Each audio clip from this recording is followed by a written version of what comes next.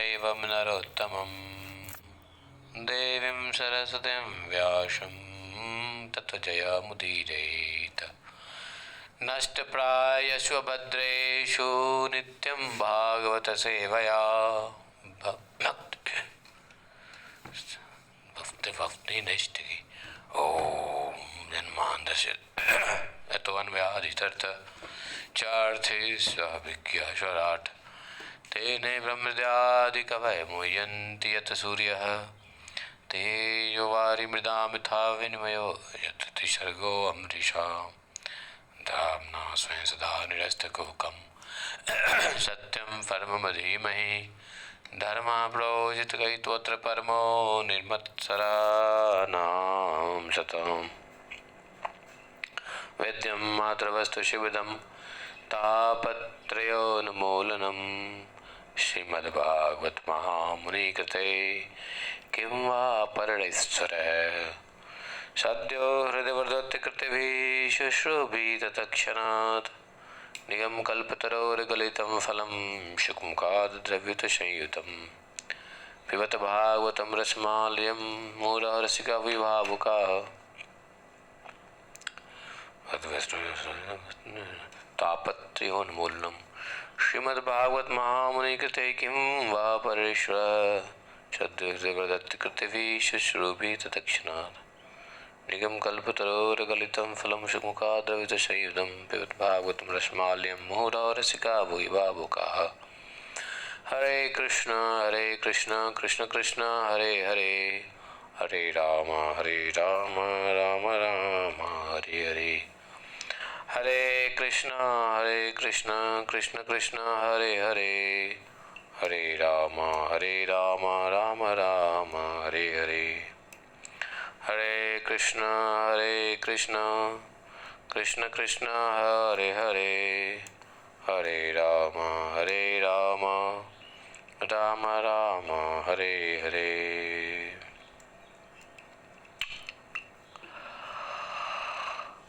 योग संन्यस्त कर्माणां ज्ञान संच्छिन्न संशयम् आत्मन आत्मवन्तं न कर्माणि निबध्यन्ति धनंजय।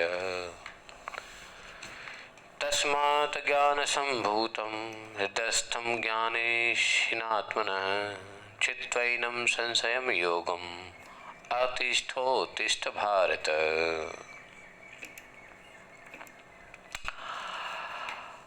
हरे कृष्ण। तो आज हम लोग तीसरे अध्याय के पूर्व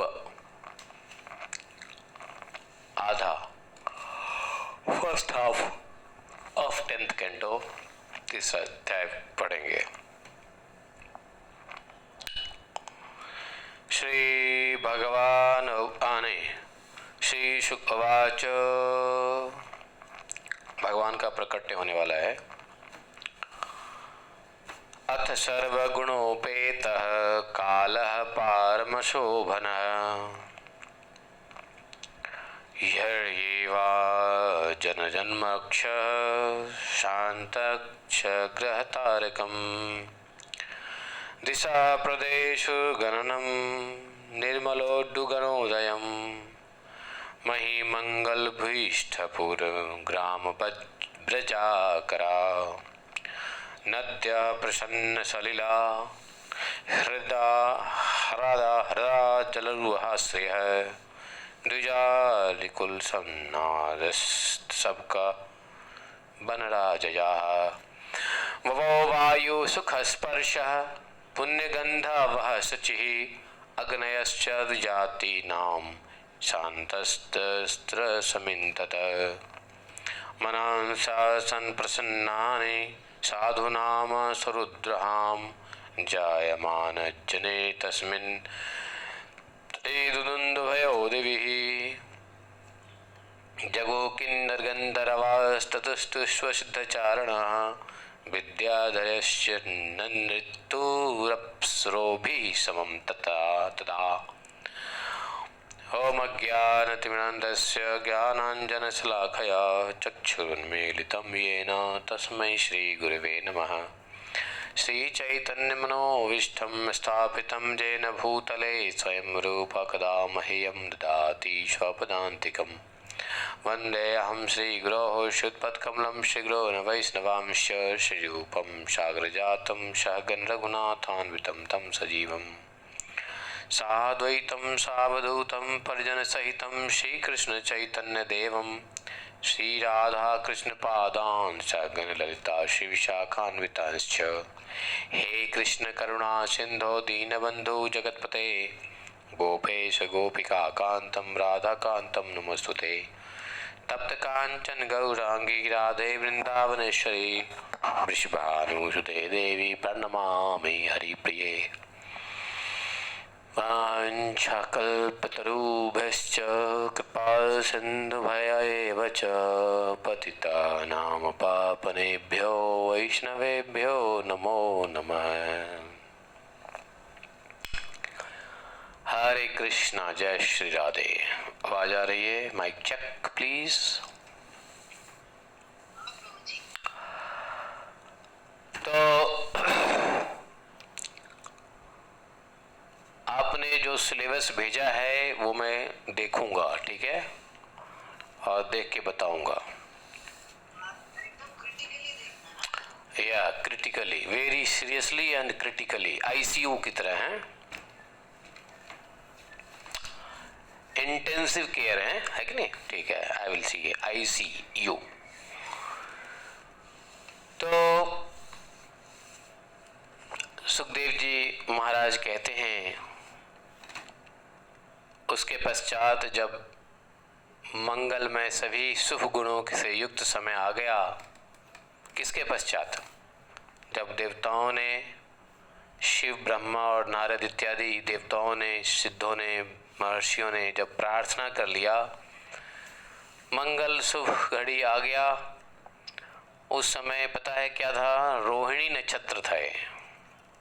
आकाश के सभी नक्षत्र ग्रह तारे सौम्य हो गए थे। जब दिशाएं स्वच्छ हो गई, स्वच्छ आकाश में तारे चमक रहे थे, पृथ्वी के नगर, गांव, अहीरों की बस्ती और हीरों आदि खादानें बहुत अधिक मंगलमय हो गई थी। जिस समय नदियों के जल स्वच्छ हो गया था, सरोवर में विकसित कमल सुशोभित हो रहे थे, वनों में वृक्षों की डालियां पुष्पों से भर गई थी और उन पर पक्षीगण चहक रहे थे तथा भौरे गुनगुना रहे थे। जब शीतल मंद सुगंध, पवित्र वायु सुगंधी लिए हुए बहने लगी, कंस के भय से अग्निहोत्री ब्राह्मणों की बुझी हुई अग्नियां प्रज्वलित हो गई। कंस के भय से जो ब्राह्मणों ने अग्निहोत्र बंद कर दिया था, वो सब दोबारा से प्रज्वलित हुई। जिस समय श्री भगवान के अवतार की बेला आई, उस समय असुरों से द्रोह करने वाले संत पुरुषों के मन प्रसन्न हो गए और स्वर्ग में दुंदुभिया बजने लगी। उस समय किन्नर और गंधर्व संगीत करने लगे, सिद्ध और चारणगण श्री भगवान की स्तुति करने लगे तथा अप्सराओं के साथ किन्नरियां नृत्य करने लगी। फिर देवता और मुनिगण बहुत प्रसन्नता पूर्वक पुष्पों की वर्षा किए और जल भरे मेघ सागर के सन्निकट जाकर गरजने लगा। आधी रात की बेला में जब पूरा घोर अंधकार छाया हुआ था, वही भगवान जनार्दन के अवतार की बेला थी। बेला मतलब समय। घोर अंधकार, देखो घोर अंधकार। यहाँ भगवान राम के समय आए थे। भगवान राम के जन्म का क्या समय था? किसी को नहीं मालूम? भगवान राम के अवतार का समय नहीं मालूम? हाँ, दोपहर को 12 बजे अभिजीत मुहूर्त में। कौन सा मुहूर्त? अभिजीत मुहूर्त में, और भगवान कृष्ण आते हैं घोर अंधेरे में। हैं अंधेरे में कोई सज्जन पुरुष अंधेरे में क्यों आएगा? तो भगवान वैसे भी पुरुष तो है नहीं, है ना? तो आधी मिडनाइट का समय था, घोर अंधेरा छाई हुई थी। उसी समय देव स्वरूपिणी देवकी के गर्भ से सभी प्राणियों के हृदय में निवास करने वाले भगवान प्रकट हुए। जैसे पूर्व दिशा में अपने संपूर्ण कलाओं से युक्त चंद्रमा उदित हो गए। वसुदेव जी ने उस अद्भुत बालक को देखा जिसके नेत्र कमल के समान मनोहर और बड़े बड़े थे। वह अपनी 4 भुजाओं में शंख चक्र गदा पद्म धारण किए हुए था और उसके वक्षस्थल में श्रीवत्स चिन्ह लटक रहा था। वक्षस्थल में श्रीवत्स के चिन्ह थे और कौस्तुभ मणि लटक रही थी। वहां पे कौन प्रकट हुए? विष्णु जी। तो वसुदेव जी ने उस अद्भुत बालक को देखा जो 4 भुजाओं में प्रकट हैं। उनके वस्त्र कैसे थे? पीतांबर। वर्षाकालीन जल भरे श्याम वर्ण मेघ के समान उन बालक का श्याम वर्ण का शरीर था। बालक के रूप में आए, 4 भुजा वाले, बहुमूल्य वैदूर्य मणि के किरीट और कुंडली की कांति से उसके काले घुंघराले केस चमक रहे थे। कमर में करधनी की लड़ियां चमक रही थी। भुजाओं में बाजूबंद और कलाई में कंगन वह बालक धारण किए हुए थे। इन समस्त आभूषणों से सुशोभित उस बालक के सभी अंग शोभायमान थे। तो यहाँ पे भगवान के ऐसी छवि को अगर गायन करना हो तो ऐसे गा सकते हो। तम अद्भुतम बालकम भुजेनाक्षणम चतुर्भुजम गदायुधायुधम शंख गदायुधायुधम शिवत्सलक्षणम गलशोभिकौस्तुभम पीताम्बरम सांद्रपयोदसौभगम महावैदूर्य किरीटकुण्डलत्स्वा परिष्वक्त सहस्रकुन्तलम् उद्याम काञ्चङ्गदगङ्गनादिभिः विरोचमानं वसुदेवैक्षत। वसुदेव जी ने देखा कि श्री हरि मेरे पुत्र के रूप में अवतीर्ण हुए हैं। यह देखकर उनको आश्चर्य हुआ और उसके पश्चात वे आनंद मग्न हो गए। और उसी समय भगवान श्री कृष्ण के अवतार का जन्मोत्सव मनाने के लिए ब्राह्मणों को 10,000 गाय को दान करने का संकल्प कर दिया। देखो समस्या ये है कि यहाँ पर वसुदेव जी हैं जेल में, कंस के जेल में हैं वसुदेव जी, और भगवान के अवतीर्ण होने का समय हुआ जैसा बताया गया था। उनको आनंद हुआ, लेकिन जेल में रह के भी वो 10,000 गायों को दान करने का संकल्प कर लिए। कैसे? तो 10,000 गायों का संकल्प किया, उस वक्त दान नहीं कर पाए। जेल में थे, लेकिन संकल्प कर दिया कि मैं 10,000 गाय को दान दूंगा। संकल्प किसी चीज का करते मात्र ही आपके खाते से वो चीजें निकल जाती है।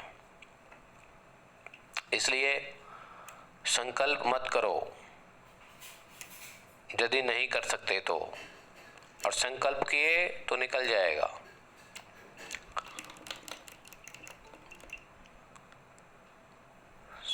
तो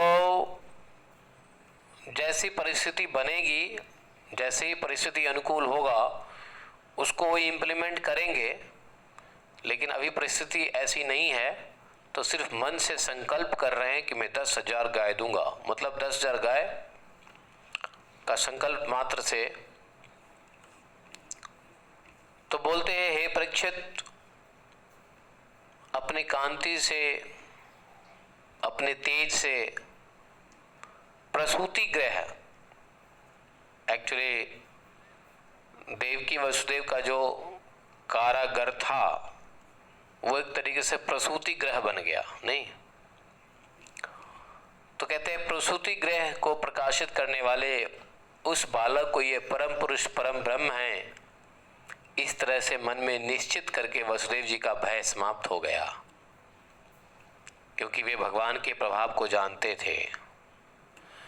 वे हाथ जोड़कर भगवान के चरणों में सिर झुकाकर स्तुति करने लगे। क्या? अब भगवान को स्तुति करते हैं वसुदेव जी। विदितो असि भवान साक्षात पुरुषः प्रकृते परः केवलानुभवानंद स्वरूप स बुद्धिदृक् स एव स्वप्रकृतेदं शिष्टवाग्रे त्रिगुणात्मकं तदनु त्वं ह्य प्रविष्ट इव भाव्यसे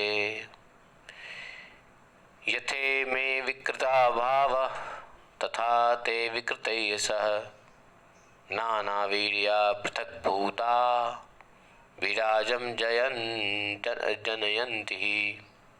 हे प्रकृति से अतीत साक्षात परम पुरुष पुरुषोत्तम, केवल अनुभव आनंद स्वरूप तथा सबों की बुद्धियों के साक्षी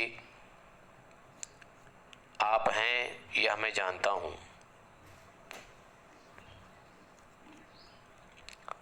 एक्चुअली वसुदेव जी पहले भगवान को पुत्र रूप से देख रहे थे, तो उस बुद्धि का परित्याग कर दिया। पहले तो पुत्र रूप में देखा, लेकिन उस बुद्धि का परित्याग कर दिया। विदितो असि, यदि आप कहे कि मैं कैसा ज्ञात होता हूं, तो प्रकृति से परे परम पुरुष। यदि कहे कि इसमें क्या आश्चर्य है, यही कि आप प्रकृति से भिन्न हैं, इसलिए उन्होंने कहा साक्षात आप प्रत्यक्ष हो। और यदि कहें कि जो नेत्रों के सन्निकट होता है उसका प्रत्यक्ष होता ही है, इसमें कौन सा आश्चर्य है। पर वासुदेव जी ने कहा कि आपका स्वरूप केवल अनुभव स्वरूप और आनंद स्वरूप है, और आप समस्त बुद्धियों के साक्षी हैं, इसलिए आप इस प्रकार से किसी को नहीं दिखाई देते हैं। वही आप अपनी प्रकृति के द्वारा सृष्टि के आरंभ में इस त्रिगुणात्मक जगत की सृष्टि करके उसके पश्चात इसमें प्रविष्ट नहीं होने पर भी प्रविष्ट के समान प्रतीत होते हैं। जिस तरह ये महत आदि कारण तत्व पृथक पृथक रहते हैं, तब तक उनकी शक्ति भी पृथक पृथक रहती है। जब वे इंद्रियें आदि 16 विकारों से मिलते हैं तो ब्रह्मांड की रचना करते हैं। तो महत आदि जो कारण तत्व हैं वो अलग अलग रहते हैं ना पहले, और भगवान की ही शक्ति से वो पृथक अलग अलग रहते हैं, और जब इंद्रियां आदि 16 विकार मिलते हैं तो ब्रह्मांड की रचना होती है, और इसको उत्पन्न करके मन में प्रविष्ट के समान प्रतीत होते हैं। किंतु वास्तविकता यह है कि वे किसी भी पदार्थ में प्रवेश नहीं करते, क्योंकि उनसे बनी हुई जो ही वस्तु है उनमें वे पहले से ही विद्यमान रहते हैं। जो पहले से विद्यमान हो वो बाद में कैसे प्रवेश कर सकता है, लेकिन ऐसा प्रतीत होता है। तो इस समय बुद्धि के द्वारा केवल एवं भवान बुद्धया अनुमेय लक्षणै ग्रहै गुणै सन्नपि तदनुग्रह। तो इस तरह बुद्धि के द्वारा केवल गुणों के लक्षणों का ही अनुमान किया जाता है,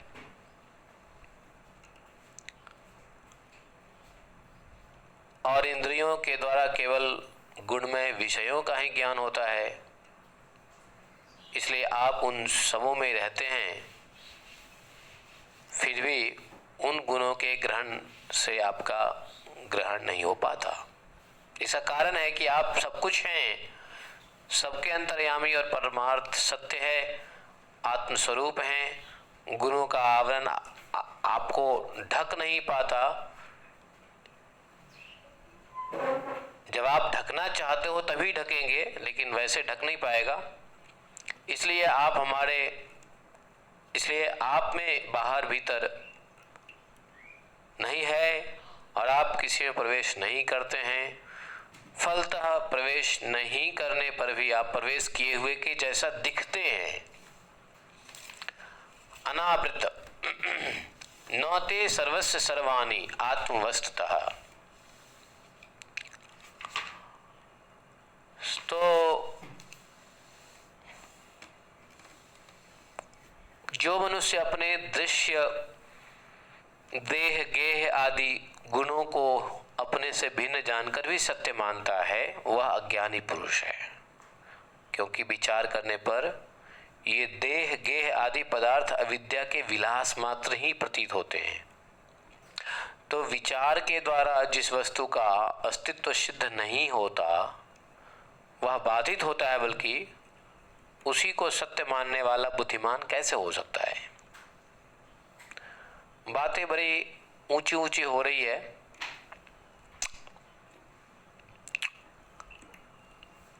इस प्रेयर में या आत्मनो दृश्य गुणेषु सन्नीति व्यवस्यते सव्यतिरेकतो बुद्धः विनानुवादं न च तन्मनीषितं सम्यक् तस्य तक उम्मुपादमुत्तमान् पुमान तस्तो अस्य जन्म स्थिति संयमान विभो।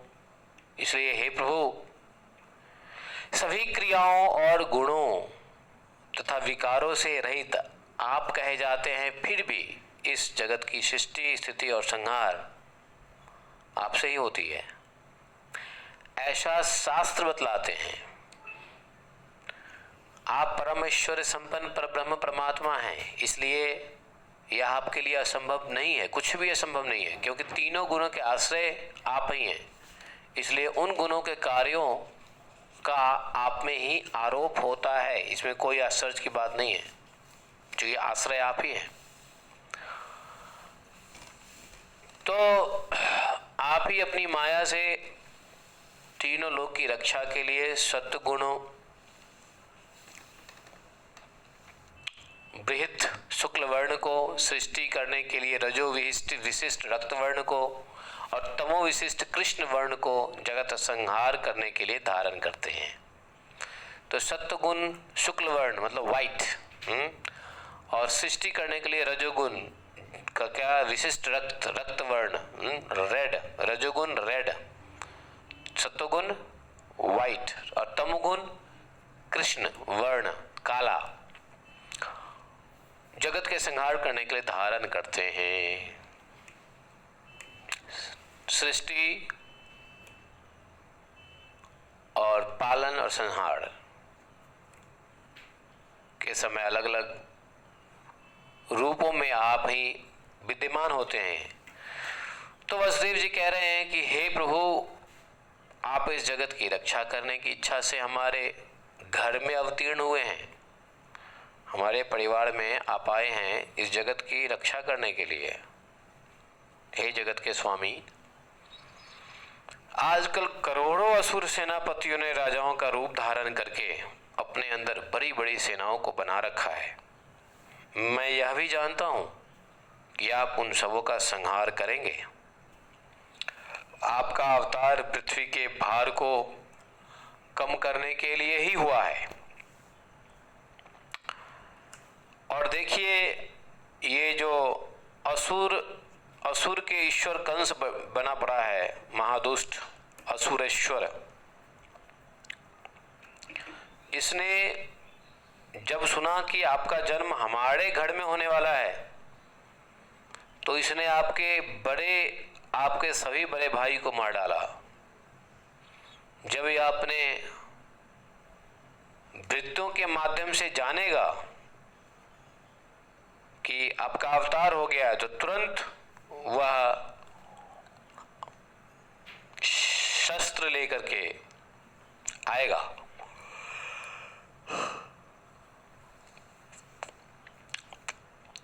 श्री सुखदेव जी कह ये प्रार्थना वसुदेव जी ने कर दिया। सुखदेव जी कहते हैं इस प्रकार से, सभी लक्षणों महापुरुष पुरुषोत्तम भगवान के समस्त लक्षणों से संपन्न अपने पुत्र को देखकर कंस के भय से भयभीत,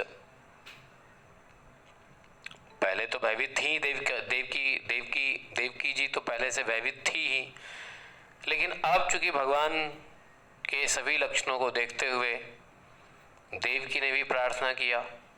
देवक्युवाच रूपम यत्तत् प्राहुरव्यक्तमाद्यम ब्रह्म ज्योतिर्निर्गुणं निर्विकारं सत्ता मात्रं निर्विशेषं निरीहं सौतम साक्षात् विष्णुरध्यात्मदीपः।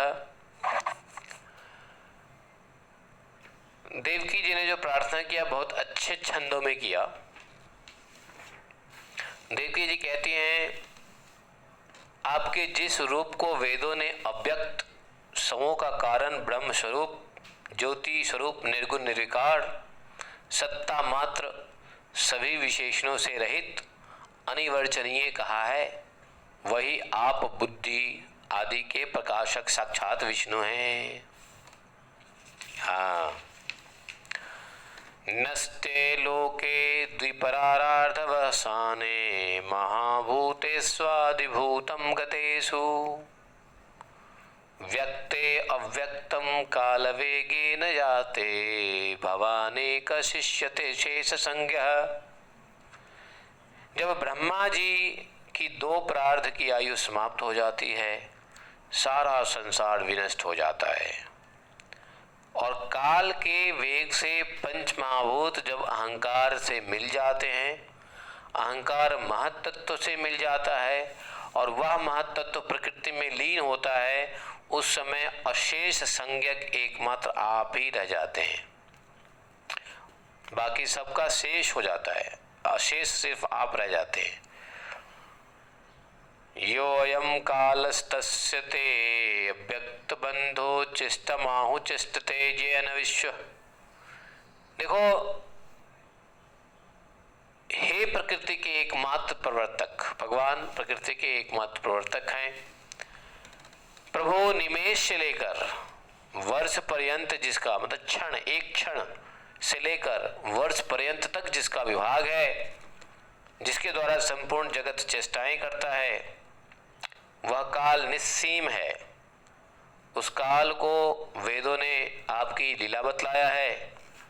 आप सर्वशक्तिमान कल्याण के एकमात्र आश्रय हैं।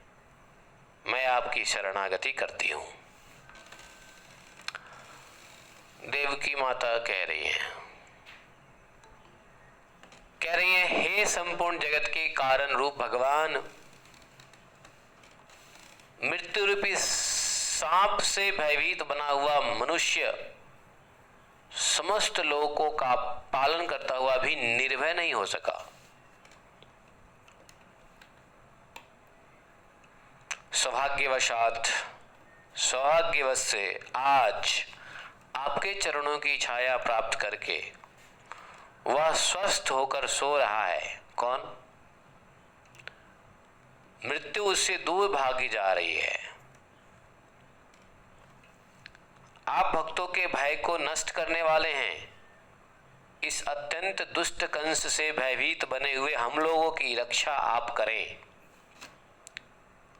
आपका यह दिव्य चतुर्भुज रूप ध्यान का विषय है। मांस में शरीर को ही अपना आत्मा मानने वाले हम देह में अभिमान करने को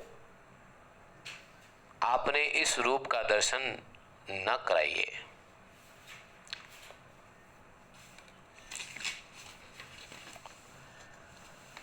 हे मधुसूदन, यह पापी कंस इस बात को न जान सके कि आपका जन्म मेरे गर्भ से हुआ है।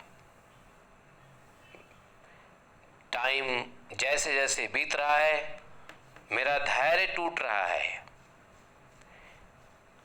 आपके लिए मैं कंस से बहुत डर रही हूं। आपके लिए, अब मेरे अपने लिए तो डर खत्म हो गया, आपके लिए डर रही हूं। कंस अभी आने वाला है। हे विश्वात्मन प्रभु, शंख चक्र गदा पद्म से शोभा से युक्त आपने इस अलौकिक चतुर्भुज रूप को छिपा लीजिए प्लीज। आप परम पुरुष हैं। प्रलय काल में यह संपूर्ण जगत आपके उदर में बिना किसी संकोच के निवास करता है। वही आप मेरे गर्भ में आए हैं। यह तो मनुष्य लोक की बहुत बड़ी विडंबना है।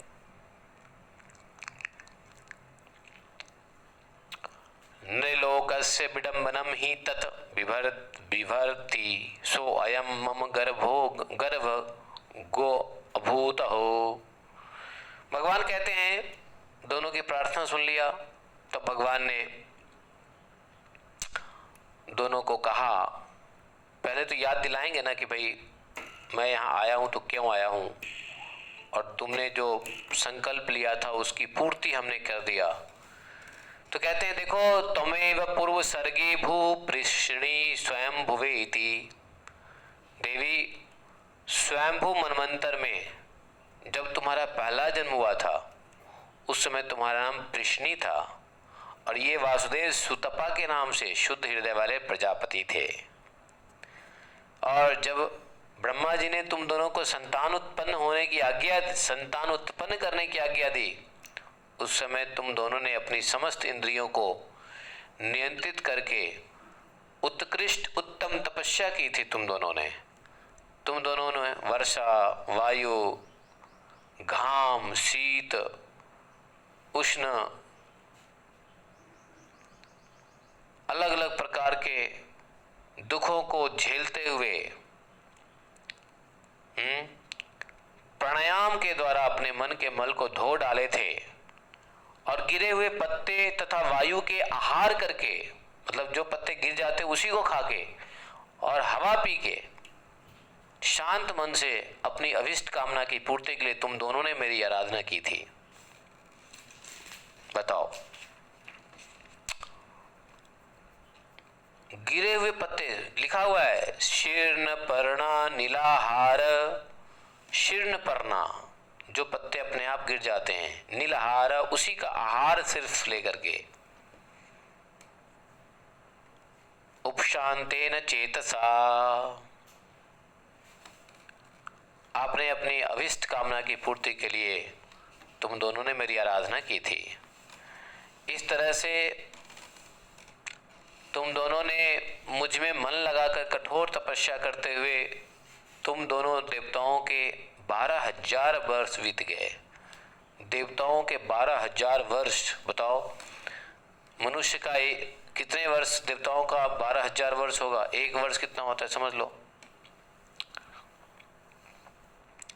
मनुष्य का 6 महीना देवताओं का एक दिन होता है, और 6 महीना एक रात होता है। तो देवता का 1 वर्ष कितना होगा बताओ, समझ लो। तो उनका एक दिन हमारा 1 वर्ष होता है, तो उनका 12,000 वर्ष कितना होने वाला है। इतने दिनों तक इन्होंने तपस्या की। बोले हे पुण्यमयी देवी, उस समय तपस्या, श्रद्धा तथा भक्ति पूर्वक अपने हृदय में मेरी भावना करते हुए आप दोनों पर प्रसन्न होकर वरदान देने वालों में श्रेष्ठ मैं इसी शरीर से आप दोनों के सामने आप दोनों को इच्छित वरदान देने के लिए प्रकट हुआ। जब मैंने आपको कहा कि वरदान मांगो, तो आप लोगों ने मेरे जैसा ही पुत्र मांगा,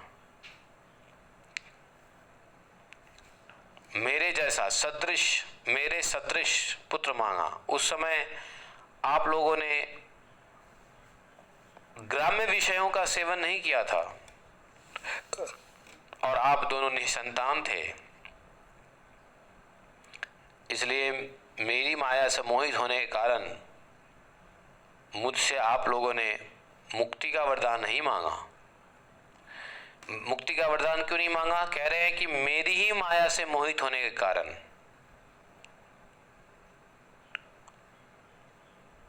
जब मैं वहां से चला गया, तो मेरे चले जाने पर मेरे सदृश पुत्र का वरदान प्राप्त करके आप दोनों का मनोरथ पूर्ण हो गया है। अब आप दोनों ग्राम्य सुख का अनुभव करने लगे। उसके बाद वरदान प्राप्त करने के बाद शील, उदारता तथा अन्य गुण के विषय से संसार के दूसरे किसी को नहीं देखकर मैं ही आप दोनों के पुत्र कृष्णी गर्भ नाम से विख्यात हुआ और उन्हीं आप दोनों का फिर मैं अदिति माता के गर्भ से महर्षि कश्यप के पुत्र उपेंद्र के नाम से विख्यात हुआ वामन अवतार में। तो एक तो हो गया प्रश्नी, आपके गर्भ से उस समय आया मैं, तो प्रश्नी गर्भ में कहलाया, और उसके बाद मैं उपेंद्र कहलाया अदिति और महर्षि कश्यप से। और तीसरे जन्म में भी मैं आप दोनों के उसी रूप से पुत्र हुआ हूं। मेरी वाणी सदा सत्य होती है, हे सती देवकी, भगवान कहते हैं। क्योंकि भगवान ने एक बार नहीं, वरदान जब मांगे तो एक बार नहीं तथास्तु कहा होगा, 3 बार कहा होगा। ठीक है, तथास्तु तथास्तु, तो 3 बार उन्होंने ऐसा ही हो, ऐसा ही हो, ऐसा ही हो करके कह दिया। तो इसलिए 3 बार आप हमारी माता बनी और इस प्रकार से मेरा वचन सत्य हुआ। मैंने आप लोगों को अपने इस रूप को इसलिए दिखाया है कि आप लोगों को मेरे अवतारों का स्मरण हो जाए। यदि मैं ऐसा नहीं करता तो मनुष्य शरीर से मेरे अवतार की पहचान नहीं हो पाती। लोग सोचते ये कोई अवतार है क्या? तो आप दोनों मेरा प्रेम पूर्वक पुत्र रूप से तथा ब्रह्म रूप से बार बार चिंतन करके, प्रेम पूर्वक पुत्र रूप में और ब्रह्म चिंतन करना। भगवान ने कहा कि आप मुझे पुत्र रूप में प्रेम पूर्वक और ब्रह्म रूप में बार बार चिंतन करके मुक्ति को प्राप्त कर लेंगे। तो चिंतन करना है भगवान का ब्रह्म रूप में, लेकिन प्रेम पुत्र के रूप में आपको करना है। यदि आप कंस से डरते हो तो मुझे गोकुल पहुंचा दीजिए और यशोदा के गर्भ से उत्पन्न मेरी माया को शीघ्र लाइए। अब यहाँ पर सुखदेव जी कहते हैं कि भगवान श्री हरि ऐसा कहकर मौन हो गए, चुप हो गए और अपनी माया से अपने माता पिता के देखते ही देखते साधारण बालक बन गए। गर्भ में आए, गर्भ से बाहर निकले चतुर्भुज रूप में, और फिर चतुर्भुज रूप से बन गए क्या? बालक। तो मतलब भगवान का जन्म किसी साधारण मनुष्य की तरह प्रसूति पीड़ा से नहीं हुआ। क्या? जैसे साधारण मनुष्य का जन्म कैसे होता है? प्रसूति पीड़ा से, डिलीवरी पेन से होता है। नहीं, माता भी और पुत्र भी दोनों को कष्ट होता है, लेकिन यहाँ पे ऐसा कुछ नहीं है। गर्भ में थे, जिसका तेज कंस ने देख रखा था, बाहर भगवान चतुर्भुज रूप में आ गए और चतुर्भुज रूप से सीधा बन गए बालक।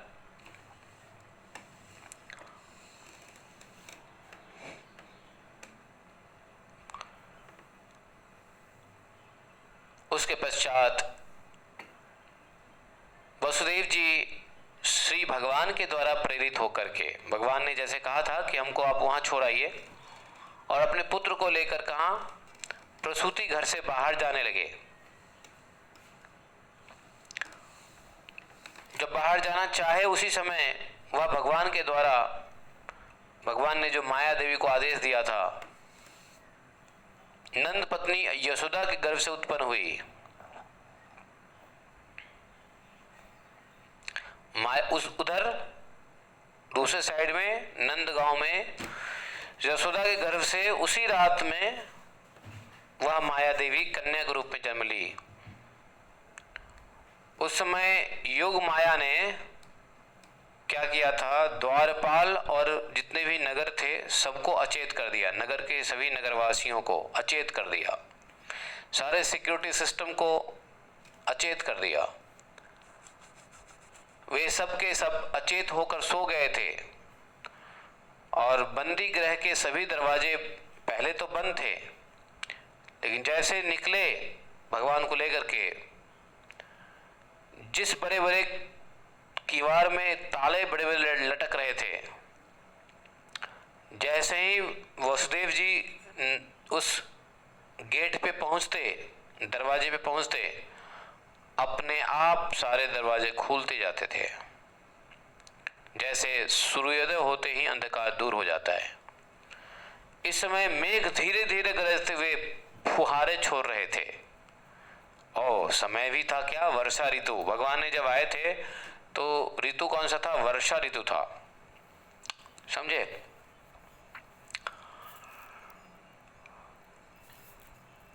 फुहारे छोड़ रहे थे। शेष जी अपने फणों से जल को रोकते हुए श्री भगवान के पीछे चलने लगे। बारिश हो रही थी तो शेष जी भी वहां पहुंच गए भगवान की सेवा के लिए, और बार बार वर्षा होने के कारण यमुना का जो जल था वो बहुत बढ़ गया और तेज हो गया।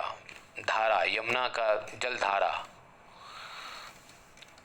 यमुना जी के जलधाराओं के तरंग बहुत चंचल हो गया, और इसके कारण जल पर फेन ही फेन दिखता था। सैकड़ों भयानक भंवर पड़ रहे थे, फिर भी जिस तरह समुद्र ने भगवान राम को मार्ग दे दिया था, उसी तरह यमुना जी ने वसुदेव जी को मार्ग दे दिया। वसुदेव जी नंद ब्रज में जाकर वहां पर निद्राग्रस्त गोपियों को देखकर अपने पुत्र को यशोदा जी की सैया पे रख करके, यशोदा की जो पुत्री थी उसको लेके अपने घर आ गए। हाँ, बंदी गृह में आकर वसुदेव जी उस बालिका को देवकी जी की सैया पे सुलाकर अपने पैरों में बेरियां डाल ली, और पहले की तरह ही बंदी गृह बंद हो गया। ये सारा इंस्ट्रक्शन भगवान ने दे दिया था। नंद जी की पत्नी को इतना तो पता था कि उनको कोई संतान हुई है, यशोदा को पता था कि कोई संतान हुई है, किंतु वह पुत्र है या पुत्री इस बात को नहीं जान पाई वो, क्योंकि इसमें उनको बहुत श्रम हुआ था, डिलीवरी पेन हुआ था, तो वो उस दर्द से सो गई थी, अचेत हो गई थी बिल्कुल। तो इस अचेतावस्था में वो देख नहीं पाई, बस इतना महसूस हुआ कि शरीर में थकावट हो रहा है, और उस थकावट से वो अचेत हो गई। तो उनको पता ही नहीं चला कि पुत्र हो या पुत्री। तो इस प्रकार से भगवान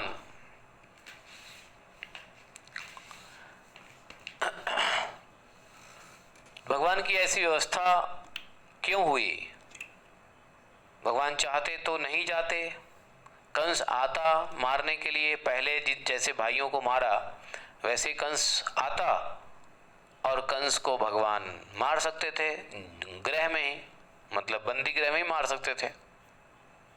लेकिन भगवान अगर ऐसा करते तो ये बड़ा शॉर्टकट स्टोरी हो जाता, कंस वहीं मर जाता तो बाकी राक्षस को मारने का समय नहीं मिलता। दूसरी चीज, उधर यशोदा और नंद बाबा को भी दिए हुए वचन का पालन करना था। ग्वाल बाल गोपियों के साथ भी लीलाएं करनी थी। पता नहीं कितने असंख्य जीवों को राम के समय से ही, उस द्वापर युग से ही, त्रेता युग से ही सबको जो वचन दिया था इच्छा पूर्ति का, वो भी करना था। अगर कंस मर जाता, सभी देवता आ जाते, बोलते हैं कि महाराज कंस मर गया, अब आप चलो, आपका लीला हो गया समाप्त। नहीं, तो भगवान को कई कार्य करने थे, इसलिए कंस को मारना नहीं था जेल में। तो इसलिए भगवान ने माया देवी को आदेशित किया था कि आप ऐसा करिएगा। और वहां से भगवान एस्केप हो गए। क्या एस्केप हो गए? जेल से इसके भाग गए, एस्केप हो गए, अपने आप को एस्केप करवा लिया। हैं?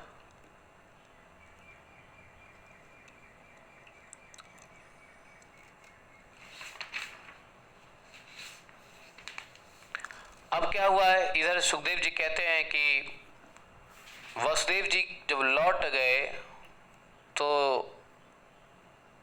कारागार के सभी द्वार अपने आप बंद हो गया, पहले के जैसे। और एक बालक का रोने की ध्वनि सुनाई दी। जैसे ही योग माया को लाए और देवकी जी के सैया के ऊपर रख दिया उस योग माया को, तो वो योग माया रोने लगी, चिहा चिहा करके, जैसे बच्चे रोते हैं। तब जाकर के सभी द्वारपाल रक्षक जग गया और देवकी को बालक हुआ, देवकी को बालक हुआ बोल के यह समाचार कंस को सुनाया। जो कंस इसका प्रतीक्षा ही कर रहा था, क्योंकि वो व्याकुल था, क्योंकि यह 8वां पुत्र था ना देवकी का, तो पहले से अधिक व्याकुल था। वह अपने सैया से शीघ्रता से उठकर, अरे ये तो मेरा काल है, यह सोचकर घबराया हुआ कंस रास्ते में गिरते पड़ते धड़फड़ाते वो कहाँ आया? वहीं पर, किधर? जेल में आया, सूतिका गृह, कारागार के अंदर। उस समय उसके बाल खुले हुए थे और दीन बनी हुई सती देवी ने करुणापूर्वक उसने अपने भाई से कहा कि मेरे हितैषी भाई, तुम मेरी पुत्र वधू के समान, यह तुम्हारी पुत्र वधू के समान है, यह स्त्री है, इसको मत मारो, ये तुम्हारी पुत्र वधू है। अरे ये देख करके तो आश्चर्यचकित हो गया कंस। देवकी ने कहा, देखो भैया, तुमने दैववश मेरे बहुत से तेजस्वी पुत्रों को मार दिया, अब इस बच्ची को तो तुम मुझे दे दो, कम से कम इसको तो मत मारो, मैं तुम्हारी छोटी बहन हूं, दीन हूं, मेरे बहुत से बच्चे मार चुके हो, अब इस अंतिम मेरी संतान को तुम मत मारो। सुखदेव जी कहते हैं, श्री सुख जी कहते हैं, इस तरह पुत्री को हृदय से लगाकर अत्यंत दीनतापूर्वक याचना करने पर भी वह दुष्ट देवकी को जोर से डांटकर उसके हाथ से उस बालिका को छीन लिया और नवजात अपनी बहन के इस पुत्री का चरण पकड़ लिया, पैर पकड़ के जोर से पत्थर पर पटका। स्वार्थ ने उसके हृदय से सौहार्द को उखाड़ फेंका था। स्वार्थ किसका? प्राण रक्षा का स्वार्थ। उसको अपने प्राणों की रक्षा करनी थी। इस स्वार्थ से उसका तो खैर हृदय वज्र हो चुका था। जैसे ही उसने पैर उठा के, पैर पकड़ के पहले की तरह जैसे वो अन्य बच्चों को मारता था फेंका, उसी वक्त वो हाथ से छूटकर देवी शीघ्र ही आकाश में चली गई और भगवान श्री कृष्ण की वह छोटी बहन अपनी विशाल 8 भुजाओं में 8 शस्त्र धारण किए हुए दिखाई पड़ी, जो देवी दुर्गा का रूप होता है। उस समय उस माया देवी के दिव्य माला वस्त्र चंदन मणि में आभूषण से भूषित थी। अपने 8 हाथों में क्या क्या ली हुई थी? धनुष, त्रिशूल, बाण, ढाल, खड्ग, शंख, चक्र, गदा धारण की हुई थी। बड़े बड़े सिद्ध चारण, गंधर्व, अप्सराएं, किन्नर उसको उपहार प्रदान करके उसकी स्तुति कर रहे थे।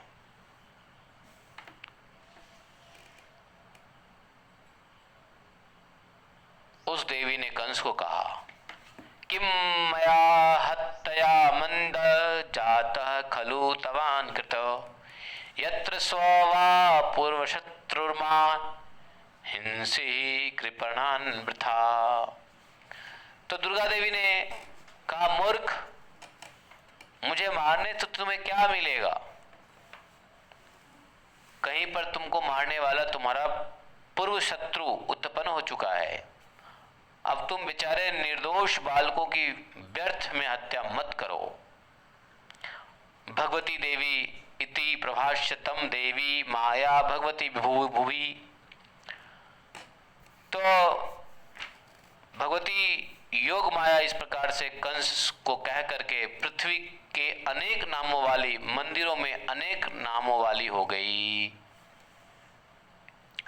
देखो, नवरात्रा चल रहा है और नवरात्रा में नव दुर्गा प्रकीर्तिता की यही कहानी है। यही समय है जब दुर्गा देवी का प्रकट हुआ। तो आज दुर्गा देवी का भी प्रकट दिवस मना सकते हैं। भागवतम में दुर्गा देवी प्रकट हुई नहीं, अच्छा संयोग है। एक तो नवरात्रा हो और दुर्गा देवी भी बड़ी प्रसन्न होगी कि आज हमारे अवतरण का व्याख्यान भागवतम में पढ़ा जा रहा है, वो भी नवरात्रा में, खष्टी तिथि में। हाँ, खष्टी है, सप्तमी है? खष्टी है नहीं, आज सप्तमी है ना? हाँ, 7th डे है ना आज?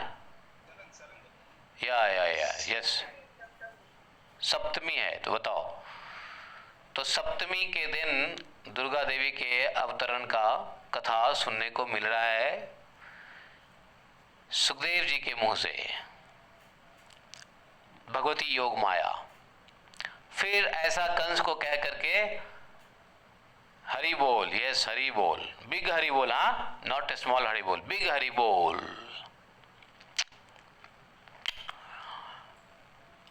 तो भगवती योग माया इस प्रकार से कंस को ऊपर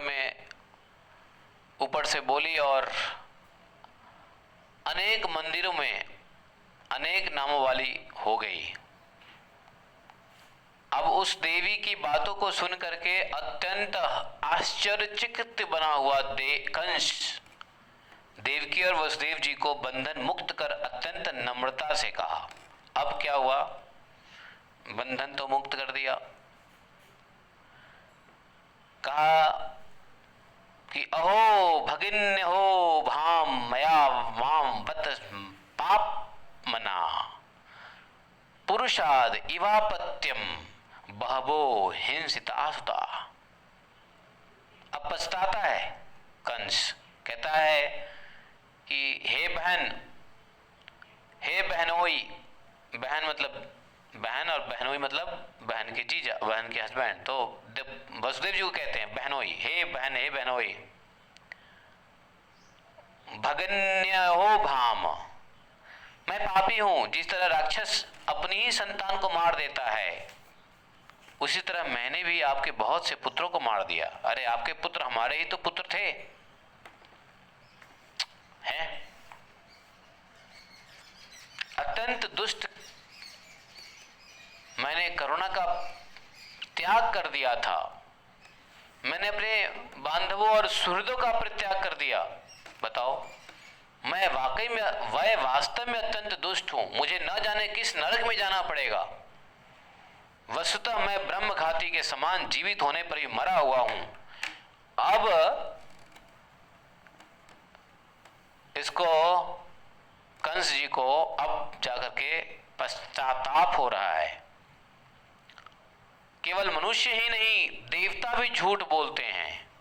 कंस समझ में आ गया कि ऐसा नहीं है मनुष्य ही झूठ बोलता है, देवता भी झूठ बोलते हैं। लिखा हुआ है, देवम देवम अप्यनृणम वक्ति नौमर्त्या एव केवलम।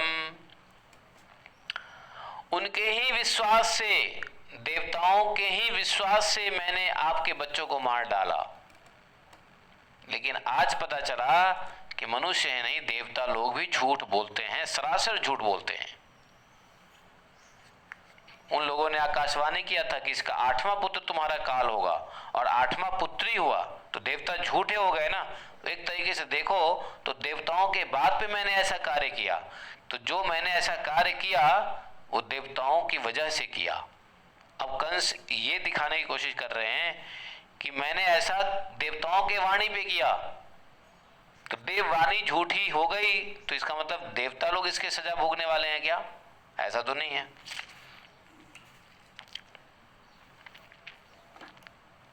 विश्वास करो बहन, ये सब उस झूठ, देवता के झूठ बोलने से हुआ है।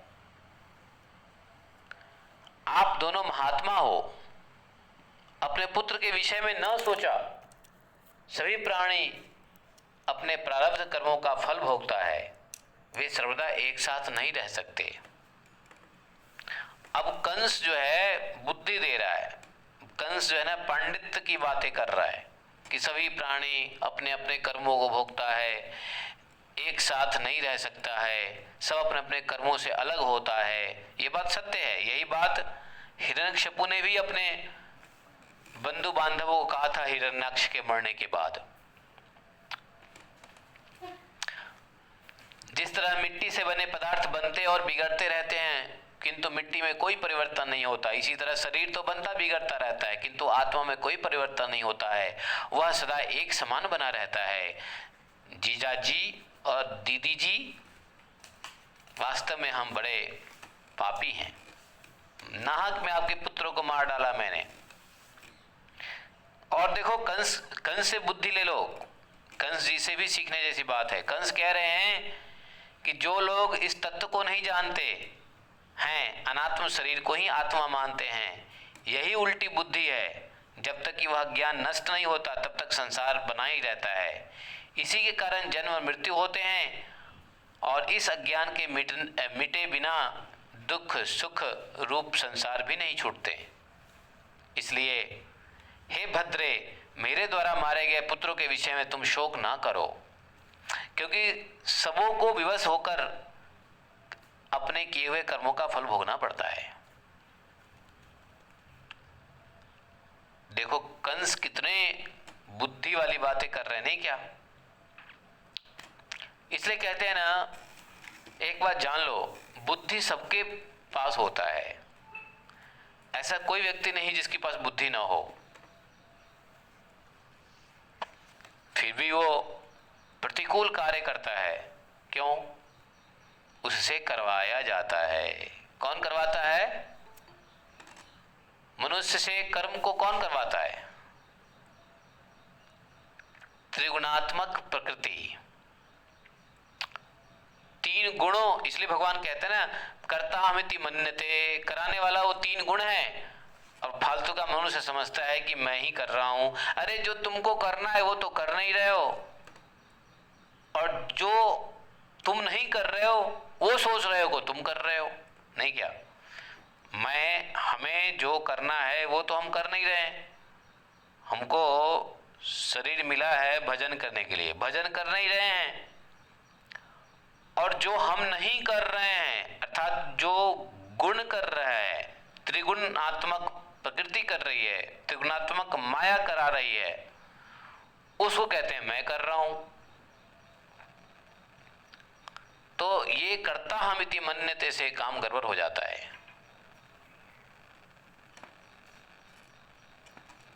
ये कंस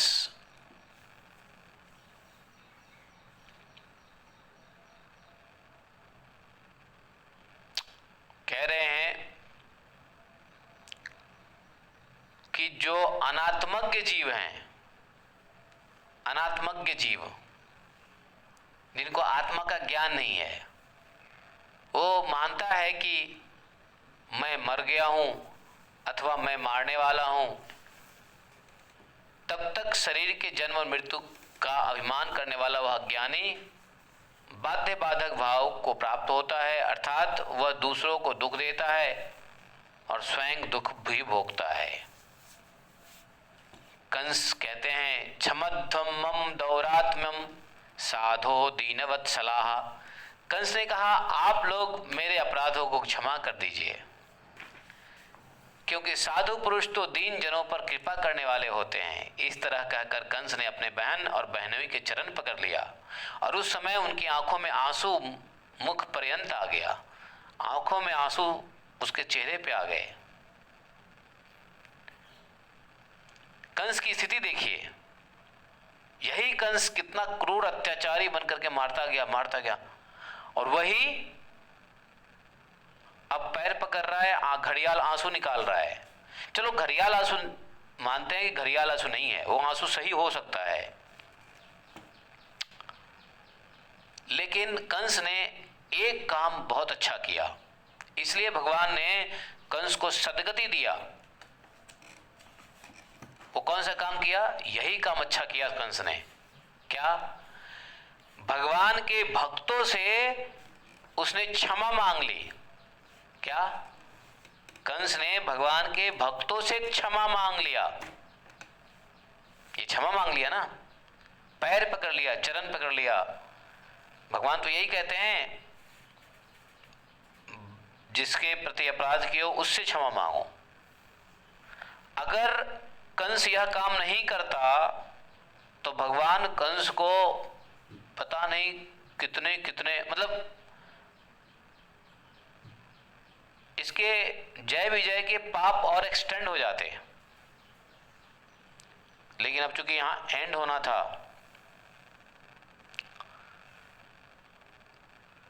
और जय विजय की प्रारब्ध भी खत्म होनी थी, श्राप भी मुक्त होना था जय विजय जी को, तो वाइंड अप अंत में वैष्णव अपराध क्षमा मांग करके हो रहा है।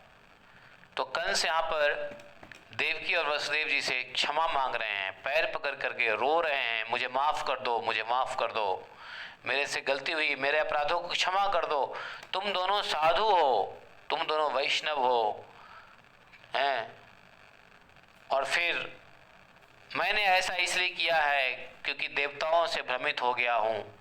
मैं अपने प्राण की रक्षा के लिए किया। प्राण की रक्षा करना सबका धर्म भी होता है, और प्राण का भय, प्राण से जब तक बाहु में बल हो प्राण की रक्षा करना चाहिए। मैं तो धर्म का ही पालन कर रहा था।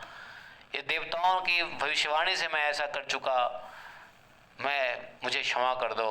है कंस दोनों को, अपने बहन बहनोई दोनों को चरण पकड़ करके रो धो रहे हैं।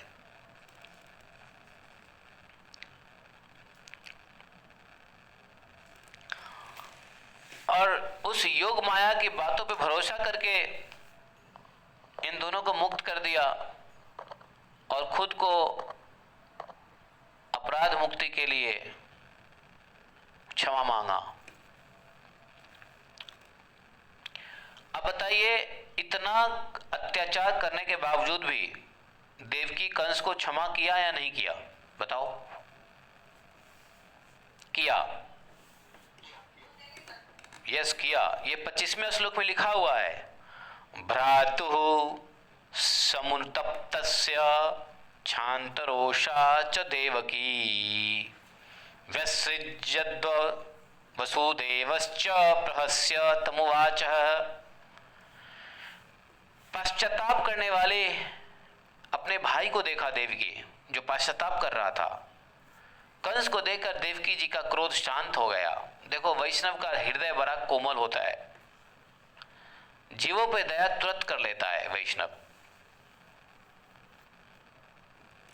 शांत हो गया, क्रोध शांत हो गया। वे उनके द्वारा किए गए पहले के सभी अपराधों को भूल गई। बताओ। वसुदेव जी ने भी हंसकर कंस से कहा, हे मनस्वी कंस। मनस्वी कंस क्यों कहा? यहां पे लिखा हुआ है ना, एतव में तन महाभाग यथा वदसी देहिनाम। मनस्वी कंस कहा क्योंकि कंस मनमाना किया। जो मनमाना करता है ना, मन के मुताबिक करता है, वो मनस्वी। तो कंस मनस्वी, हे मनस्वी कंस, आप जैसा कह रहे हैं ठीक वैसा ही है। आपने सही कहा है। अज्ञान के कारण शरीर में अहंत अभिमान हो जाता है। मनुष्य शरीर को ही आत्मा मानने लगता है। उसी के कारण स्वकीय और परत्व का भाव आता है। भेद बुद्धि होने के कारण शोक, हर्ष, भय, द्वेष, लोभ, मोह, मद युक्त होकर वे इस बात को भी नहीं जान पाता है कि परमात्मा ही एक भाव से दूसरे भाव का और एक वस्तु से दूसरे वस्तु को नष्ट कर देते हैं। आपने सही कहा। वसुदेव जी भी माफ किए, उनका भी क्रोध शांत हुआ। बस यहाँ पर सुखदेव जी कहते हैं, इस तरीके से प्रसन्न हुए तथा निष्कपट भाव से बातचीत करने पर कंस देवकी और वसुदेव जी की आज्ञा लेकर अपने महल में प्रवेश कर गया। कंस अब क्षमा उबा मांग के चला गया अपने महल में और इन दोनों को बरी कर दिया।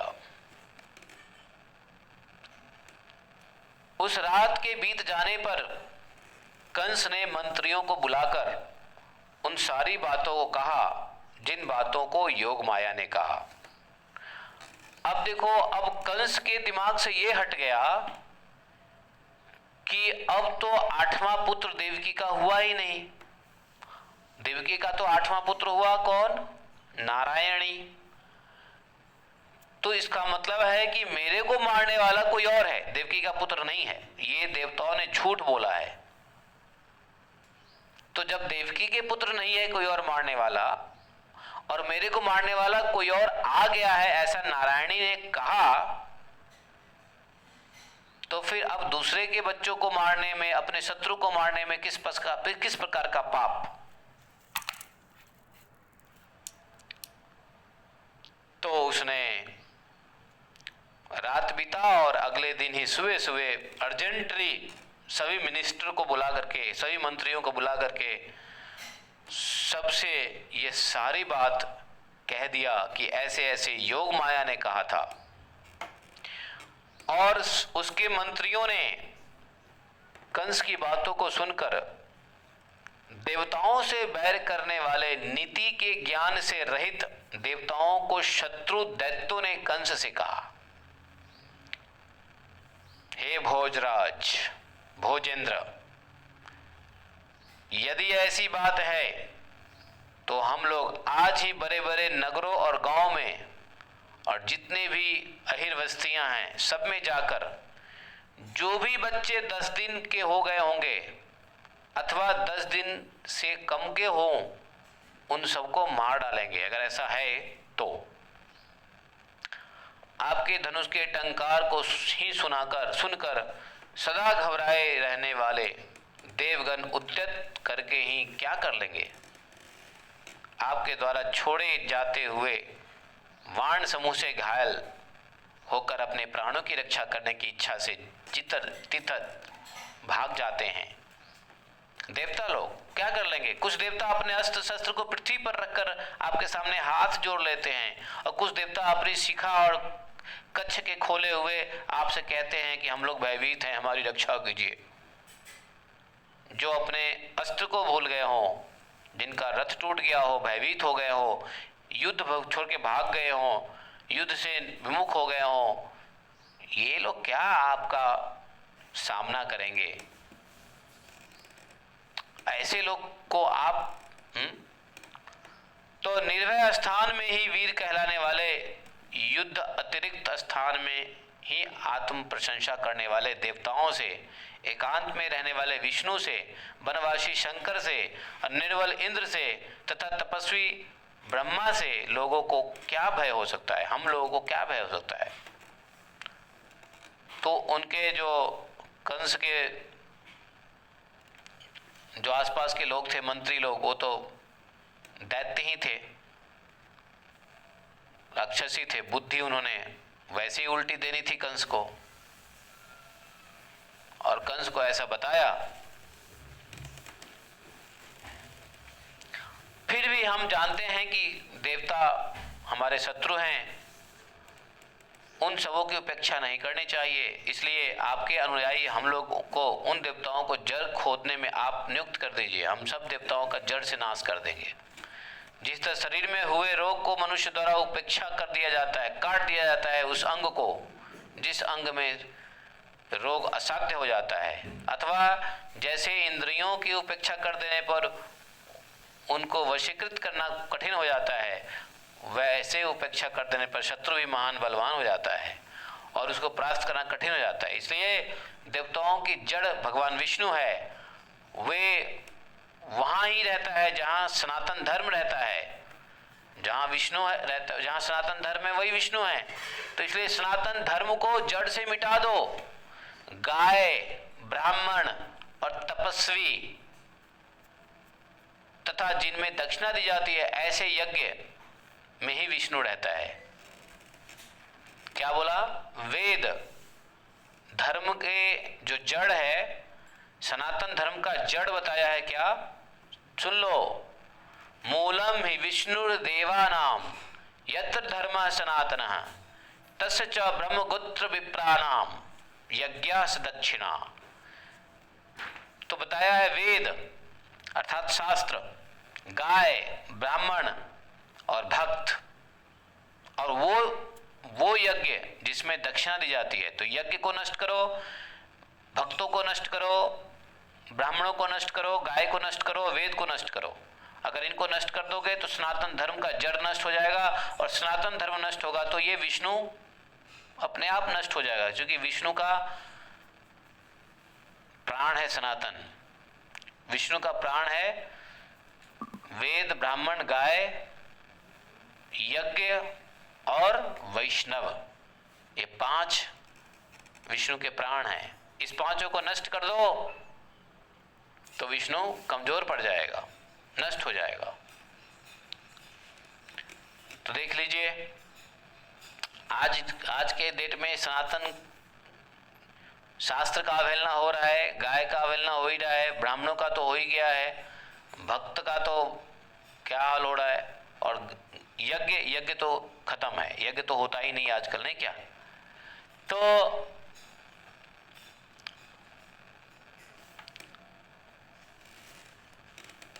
लेकिन समय समय पर इन 5 चीजों को ठीक करने के लिए भगवान आते ही हैं। इसलिए उन दरबारियों ने, मंत्रियों ने कहा, हे भोजराज कंस, वेदज्ञ ब्राह्मण, यज्ञ करने वाले तपस्वी, भविष्य के लिए घी दूध प्रदान करने वाली गाय को हम लोग पूर्ण रूप से नष्ट कर देंगे। देखो, गाय को हम लोग नष्ट ही कर देंगे, ताकि जो गाय पंचगव्य देती है वो देगी ही नहीं, तो हवन होगा नहीं, यज्ञ होगा नहीं, तपस्या होंगे नहीं, तो उनके मंत्रियों ने कहा कि हम वेद जानने वाले ब्राह्मण को नष्ट कर देंगे, यज्ञ करने वाले तपस्वियों को नष्ट कर देंगे, और यज्ञ करने के लिए जो चीजें प्राप्त होती है गाय से, तो गाय को नष्ट कर देंगे। पूर्ण रूप से, क्या पूर्ण रूप से नष्ट कर देंगे। ऐसे ऐसे कंस के असुर आज भी घूम रहे हैं, नहीं? विप्रगावश्च वेदाश्च तपः सत्यम दमः शमः श्रद्धा दया तितिक्षा च कृतवश्च हरेस्तुनः। ब्राह्मण, गौ, वेद, तपस्या, सत्य, दम, शम, श्रद्धा, दया, सहिष्णुता तथा यज्ञ श्री हरि के शरीर हैं। ये श्री हरि के शरीर है। वे विष्णु ही सभी देवताओं के स्वामी हैं और वे असुरों के प्रधान शत्रु हैं। विष्णु असुरों के प्रधान शत्रु हैं। वे किसी गुफा में रहते हैं। शंकर जी ब्रह्मा जी के साथ साथ सभी देवता के मूल विष्णु है। उनको मारने का उपाय यही है कि सभी ऋषियों को मार दिया जाए। सुखदेव जी कहते हैं, काल के बंधन में बंधा हुआ दुर्मति कंस दुष्ट इस प्रकार से अपने दुष्ट मंत्रियों के साथ मंत्रणा करके यह मान लिया कि ब्राह्मणों को मार देना ही मेरे लिए कल्याणकारी है। हिंसा प्रेमी अपनी इच्छा के अनुसार रूप धारण करने वाले दानवों को संत पुरुषों को मारने का आदेश दिया। हिंसा प्रेमी दानव को जो अलग अलग रूप धारण कर सकता था, कंस ने आदेश दे दिया।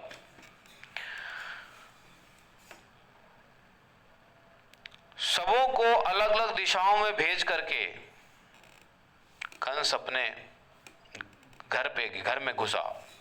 रजोगुणी स्वभाव वाले, तमोगुणी के कारण विवेक विहीन अंतःकरण वाले तथा जिसकी मृत्यु सन्निकट आ गई थी, इस प्रकार के वे दैत्यगण सत्पुरुषों से विद्वेष करने लगे। महापुरुषों का अनादर, मनुष्य की आयु, यश, लक्ष्मी, धर्म, लोक परलोक तथा सभी प्रकार के विषय भोगों के भोग्य पदार्थ, इन सभी प्रकार के कल्याण के साधनों को वो विनाश करने लगा। सबके सब विनाश करने लगा। अब तो पहले से अधिक अत्याचार होने लगा। तो यहाँ पर अध्याय समाप्त होता है और आज हम लोग यहीं पे भी विराम करेंगे। 5वें अध्याय में हम लोग पढ़ने वाले हैं, सुबह होते ही इधर कंस ने ऐसा किया मीटिंग, और उधर सुबह होते ही गोकुल में क्या हो रहा है, जन्म उत्सव हो रहा है। गोकुल के लोग जन्म उत्सव मना रहे हैं और इधर कंस जो है अपने मंत्रियों की बात मान करके, मंत्रियों से मंत्रणा करके सब कुछ तहस नहस कर देने का आदेश दे देता है कि नहीं? तो फिर जय कन्हैया लाल की, कल होगा नंदोत्सव। कल है अष्टमी, अष्टमी को नंदोत्सव। और नवमी को क्या होगा? नवमी को होगा पूतना का उद्धार, पूतना। अब हम लोग आ गए भगवान कृष्ण के वास्तविक लीला पे। वैसे सारी लीलाएं भगवान की ही चल रही है। अभी तक जो कुछ ही हो रहा है या नहीं हो रहा है, ये उन्हीं की लीला है। लेकिन अब वास्तविक लीला धारी, लीला पुरुषोत्तम भगवान की लीला में प्रवेश कर रहे हैं। भगवान की लीला तो ऑलरेडी चली रही है। तो देखा, इस प्रकार से कंस के मंत्रियों ने विचार विमर्श करके कंस को और भड़का दिया, सनातन धर्म के विरुद्ध खड़ा कर दिया। और कंस को समझ में आ गया सनातन धर्म का नाश से ही मेरा कल्याण होगा। ऐसे ऐसे कंस के चेले चपाटी आज भी घूम रहे हैं, आज के पॉलिटिक्स में भी घूम रहे हैं, नहीं क्या?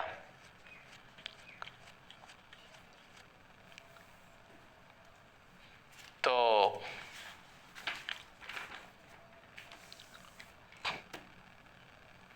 बोले ग्रंथराज श्रीमद्भागवतम की जय। एकम शास्त्रम देव की पुत्र गीतम, एको देवो देव की पुत्र एव। एकं मन्त्रस्य तस्य नामानि यानि कर्मापि तस्य दिवस्य सेवा त्वमेव माता च पिता त्वमेव बन्धुश्च सखा त्वमेव विद्या द्रविणं त्वमेव मम सर्वदेवदेवः कृष्णाय वासुदेवाय हरे परमात्मने प्रणतक्लेशनाशाय गोविन्दाय नमो नमः।